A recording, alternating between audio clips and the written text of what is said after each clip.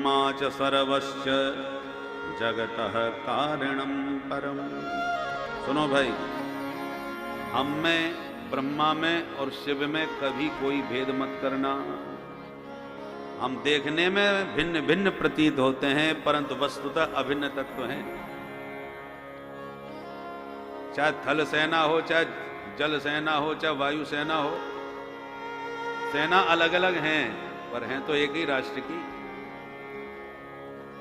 एक भी सेना से आपने विरोध किया तो फिर तीनों सेना एक हो जाएंगी।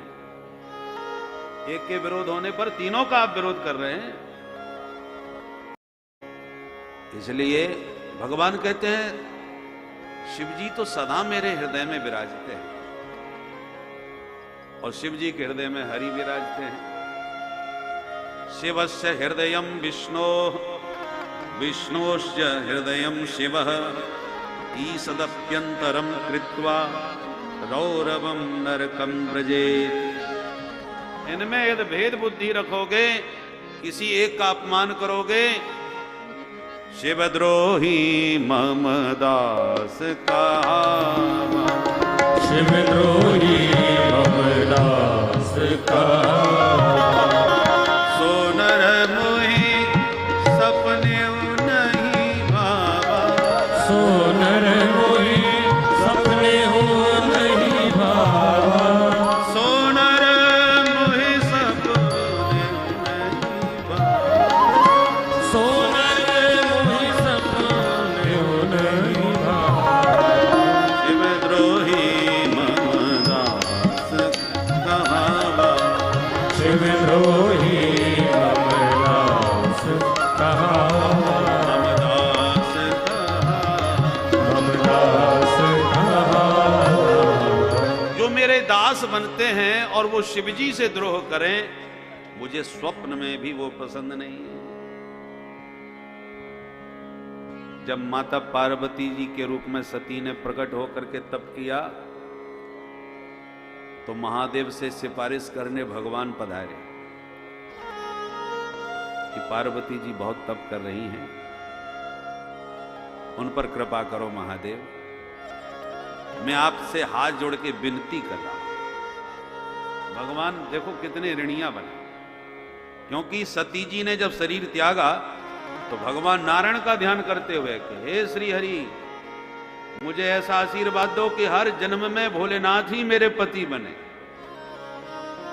ये वरदान लेकर के सती ने शरीर त्यागा है और अब भगवान नारायण की उपासना कर रही हैं। तो भक्त वत्सल भगवान अपने भक्त की सिफारिश करने के लिए महादेव के पास आए और हाथ जोड़ के प्रार्थना कर रहे हैं। अब विनती मम सुनहु शिव, और विनम्रता देखिए, जो मो पर निज नेह। महादेव यदि सचमुच आप मेरे से स्नेह करते हैं, प्रेम करते हैं, तो आज मेरी एक प्रार्थना मान लीजिए। बड़े विनम्र वचन। महादेव ने तुरंत हाथ जोड़े, प्रभु ऐसा कह के मुझे लज्जित मत कीजिए, आप मेरे नाथ हो, और नाथ को तो सेवकों को आज्ञा देना चाहिए। आप हाथ जोड़ रहे हो मेरे, आदेश करो सरकार, क्या कहना चाहते हो? भगवान बोले अच्छा हमको नाथ मानते हैं आप, तो जाए विवाह हो शैले जय, ये नाथ की आज्ञा है। मैं तो आपको अपना नाथ मान करके विनती कर रहा था, अब आप यदि मुझे अपना नाथ मान रहे हैं तो आदेश दे रहा हूं, जाए विवाह हो शैले जय। जाओ अभी जा करके शैलजा पार्वती जी से विवाह करो। और बोले बाबा, ना हम आपके नाथ ना आप हमारे नाथ, सच्ची बात तो हम दोनों एक ही हैं, अलग अलग लग रहे हैं। मित्र मान लो, सेवक स्वामी सखा सिय पिय के तीन संबंध है, सेवक स्वामी सखा। तो सेवक मान के विनती कर ली, स्वामी मान के आदेश दे दिया, और सखा मान करके मांग रहा हूं यह मोहे मांगे दे हो। तीनों संबंध दिखा दिए। अब विनती मम सुनहु शिव, जो मोह पर निज ने, तो जाहे विवाह शैल जही, यह मोहे मांगे दे हो। कहने का तात्पर्य है कि ये देखने में अलग अलग है पर तत्वतः भेद नहीं है। बोल शंकर भगवान की जय। सुखदेव जी कहते हैं, राजन मैंने तुम्हें आकुति, देवहूति, प्रसूति के बारे में बता दिया। अब प्रियव्रत और उत्तानपाद हैं, उनमें उत्तानपाद का चरित्र पहले बताया। महाराज उत्तानपाद की 2 रानियां हैं, सुनीति और सुरुचि। पर जब से छोटी रानी सुरुचि आई, उसने कहा ये कौन? बोले हमारी बड़ी रानी सुनीति है। बोले इनको अब यहां से बाहर करो, मैं किसी के साथ समझौता नहीं कर सकती, इनसे हमारी नहीं पटेगी। तो सुरुचि के इतने दास बन गए महाराज के बिना किसी अपराध के सुनीति का परित्याग कर दिया, पृथक भवन बना दिया, अलग कर दिया।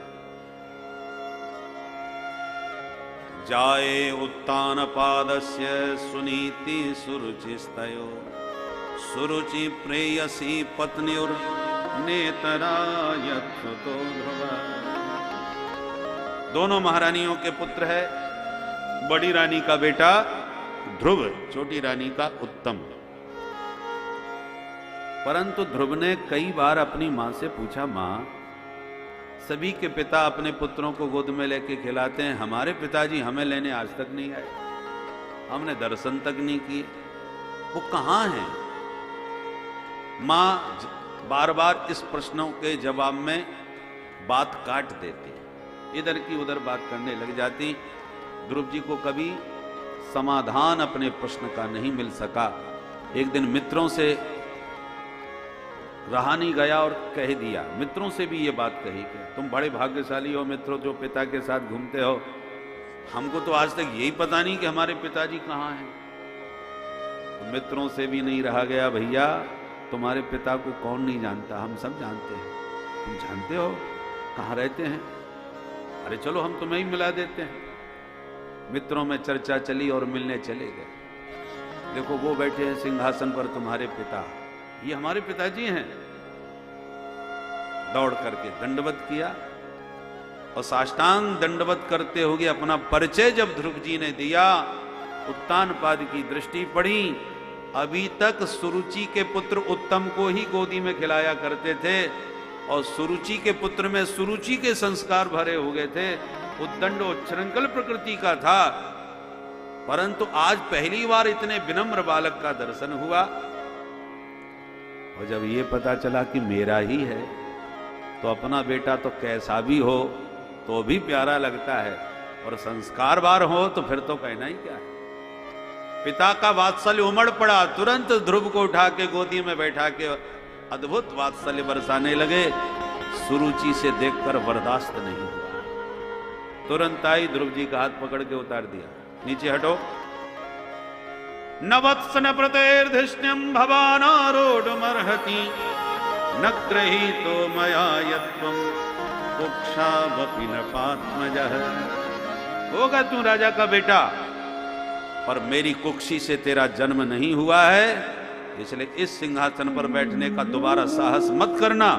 दुर्लभेर्थे मनोरथः, तेरा मनोरथ ये सर्वथा दुर्लभ है, असंभव।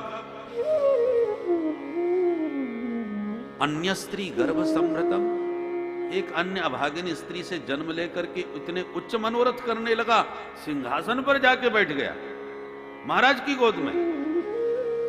ये शब्द बाण की तरह चुभ गया ध्रुव जी को। ध्रुव जी ने मन में सोचा, हम बच्चे हैं, डांट दिया, फटकार दिया, उतार दिया, कोई बात नहीं, बच्चों का क्या मान अपमान। परंतु हमारी मां को अभागिन कैसे कह दिया? क्षत्रिय रक्त था, उबल उठा, आवेश में आ गए। पर साथ ही साथ सुनीति मां के संस्कारों से बंधे हुए थे, बड़ों को जवाब देना, उनका अपमान करना कभी नहीं सीखा। तो क्षत्रिय रक्त उबल भी रहा है और संस्कार विवश करके बांध भी रहे हैं, कुछ कह नहीं सक रहे। पूछ दिया, यदि मैं बैठना ही चाहूं इस सिंहासन पर तो मुझे क्या करना होगा? बैठना चाहता है, एक ही उपाय है, तपसाराध्य पुरुषम तस्यैवानुग्रहेण मे गर्भे त्वं साधयात्मानं यदीक्षसि नृपासनम्। यह नृपासन को प्राप्त करना चाहते हो तो जाओ पहले तपस्या करो। प्रभु प्रकट होके जब पूछे बोल क्या चाहिए, तो मांगना कि मेरा जन्म सुरुचि मां के गर्भ से होवे, उसके बाद मर, इस शरीर को त्याग, और फिर मेरा पुत्र बन करके पैदा होगा, तभी तुझे सिंहासन बैठने को प्राप्त होगा। कितना अहंकार सुरुचि के शब्दों में छलक रहा है, और इन शब्दों में भक्त और भगवान दोनों का अपमान हो रहा है। ध्रुव जी का तो प्रत्यक्ष अपमान हो ही रहा है, साथ में भगवान का भी अपमान कर रही हैं। कैसे कि जाओ पहले तपस्या करके भगवान को प्रसन्न करो, और भगवान जब प्रसन्न हो जाए फिर हमारे गर्भ में आने का वरदान लो। इसका मतलब मेरा गर्भ भगवान से भी ऊपर है। पहले भगवान मिले, फिर तुम्हें हमारे गर्भ में आने का सौभाग्य मिले।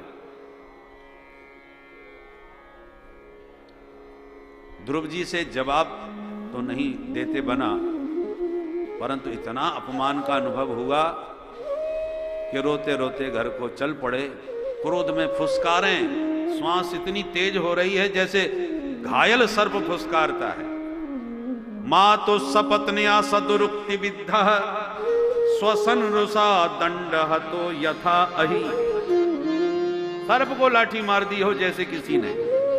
रोष में भरे ध्रुव जी घर पहुंचे और घर आके मां के सामने रोना चालू किया। मां ने कहा बेटा क्या हुआ?